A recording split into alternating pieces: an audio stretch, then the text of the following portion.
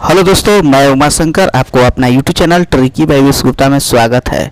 दोस्तों, आज मैं 11th क्लास का टर्म 2 का हिंदी कोर आरोह काव्य भाग चंपा काले काले अक्षर नहीं चिन्हित का वायरल प्रश्न उत्तर लेकर आया हूं दोस्तों, जो आपको टर्म 2 में तहलका मचा देगा दोस्तों। इसीलिए इस वीडियो को लास्ट तक देखिएगा और हो सके तो मेरे चैनल को सब्सक्राइब तथा शेयर करना नहीं भूलेंगे दोस्तों।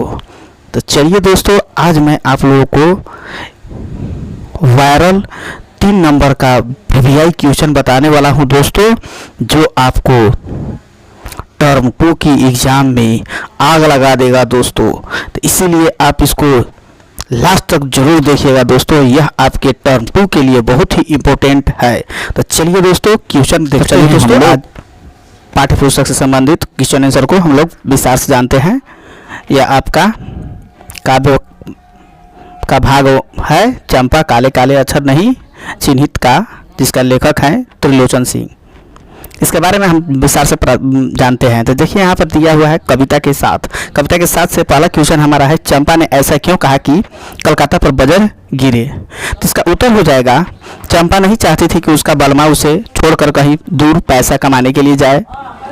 कवि ने उसे बताया कि कलकत्ता जो बहुत दूर है, वहाँ लोग धन कमाने जाते हैं। चंपा चाहती है कि कलकत्ता का अस्तित्व ही समाप्त हो जाए, तो उसका बलमा उसी के पास रहेगा। इसलिए वह कहती है कि कलकत्ते पर बजर गिरे। इसलिए अर्थात कहने का अर्थ यह हुआ कि जो चंपा थी वह अपनी बलमा को दूर नहीं जाने देना चाहती थी। इसीलिए उन्होंने कहा कि अगर कलकत्ता नहीं रहेगा तो मेरे पति वहाँ कमाने के लिए नहीं जाएंगे।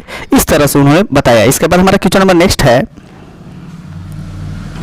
चंपा को इस पर क्यों विश्वास नहीं होता है कि गांधी बाबा ने पढ़ने लिखने की बात कही होगी। उसका उत्तर हो जाएगा, चंपा के मन में यह बात बैठी हुई है कि शिक्षित व्यक्ति अपने घर को छोड़कर बाहर जाता है, इस कारण वह पढ़ाई लिखाई को अच्छा नहीं मानते। गांधी जी का ग्रामीण जीवन पर बहुत बड़ा अच्छा प्रभाव है। वे लोगों की भलाई की बात करते हैं, अतः वह गांधी जी द्वारा पढ़ने लिखने की बात कहने पर विश्वास नहीं करती, क्योंकि पढ़ाई लिखाई परिवार को तोड़ती है, उनसे लोगों का भला नहीं होता। यह गांधी जी के चरित्र के विपरीत कार्य है। इसके बाद हमारा क्वेश्चन नंबर नेक्स्ट है, क्वेश्चन नंबर 3 हमारा कहता है, कवि ने चंपा की किन किन विशेषताओं का उल्लेख किया है। तो इसका आंसर हो जाएगा, चंपा एक छोटी बालिका है जो काले काले अक्षर को नहीं पहचानती। कवि के अनुसार वह चंचल और नटखट है। दिन भर वो पशुओं को चराने का काम करती है। वह जो करना चाहती है वह करती है। उसे पढ़ना पसंद नहीं तो नहीं पढ़ती। वह नहीं चाहती कि उसका पति उससे दूर जाए, तो कहती है कलकत्ते पर बजर गिरे। इस तरह से उन्होंने इसकी विशेषता है। चंपा का विशेषता यह है कि वह पढ़ना नहीं चाहती थी। वह पति को इसलिए नहीं पढ़ाई लिखाई जानना चाहती थी, क्योंकि अगर मैं पत्र लिख दूंगा तो जान जाएंगे। इस तरह से उन्होंने बहुत सी विशेषताओं का उल्लेख उसमें किया गया है। इसके बाद हमारा क्वेश्चन नंबर नेक्स्ट है, चौथा क्वेश्चन है, आपके विचार में चंपा ने ऐसा क्यों कहा होगा कि मैं तो नहीं पढ़ूंगी। इसका उत्तर हो जाएगा, चंपा का विश्वास है कि पढ़ लिख कर व्यक्ति अपने परिवार को छोड़कर परदेश जाकर रहने लगता है। इससे घर बिखर जाते हैं। शिक्षित होकर लोग चालाक, घमंडी, कपटी हो जाते हैं। वे परिवार को भूल जाते हैं। महानगरों में जाने वाले लोगों को परिवार बिछोड़ ही पीड़ा सहते हैं। इसीलिए उसने कहा है कि वह नहीं पढ़ेगी। इसके बाद आपका कविता का ही क्वेश्चन है, जो कविता के आसपास अर्थात कविता के आसपास से रिलेटेड भी क्वेश्चन यहाँ दिया हुआ है। इसका पहला क्वेश्चन है, यदि चंपा पढ़ी लिखी होती तो कवि से कैसी बातें करती। इसका आंसर हो जाएगा, यदि चंपा पढ़ी लिखी होती तो कवि से पूछती कि आप क्या पढ़ रहे हैं, मैं भी वह पढ़ना चाहती हूँ।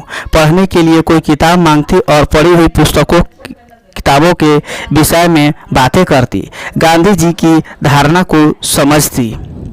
इसके बाद हमारा क्वेश्चन नेक्स्ट है, इस कविता में पूर्वी प्रदेशों की स्त्रियों की किस विडंबनात्मक स्थितियों का वर्णन है?